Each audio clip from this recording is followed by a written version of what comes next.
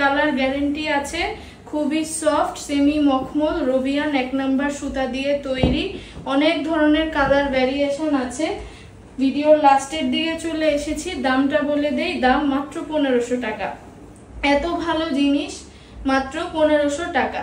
আমি আবারও বলে দিচ্ছি, লোকাল যেই শতরঞ্জি পাওয়া যায় সেগুলোর সাথে আমাদের শতরঞ্জির তফাৎ কিন্তু আকাশ পাতাল, কোনো মিল নেই। আমাদের না মিল আছে ম্যাটেরিয়ালে, না মিল পাবেন কালারে।